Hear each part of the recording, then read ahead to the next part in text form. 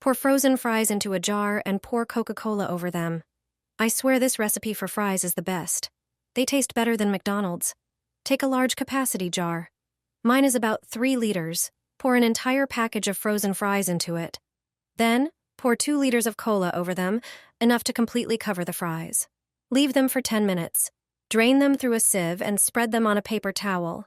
Use it to remove excess moisture from the fries. Transfer them to a large bowl and add 50 grams of potato starch. Meanwhile, prepare the sauce. Dice 1 onion. Put it in a pan with heated olive oil. Sauté until it turns golden. Then, chop a clove of garlic and add it to the onion. Pour a large tablespoon of Coca-Cola into the pan. Add a tablespoon of ketchup and a teaspoon of honey.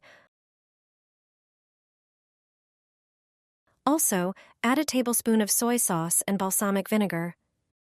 Season with a tablespoon of sweet paprika, sprinkle with pepper to taste. Pour frying oil into a pot and heat it to a high temperature. Add the fries to the pot and fry them until golden brown. That's it. This is the best recipe for fries. They taste even better than restaurant ones. Don't forget a homemade sweet and sour sauce.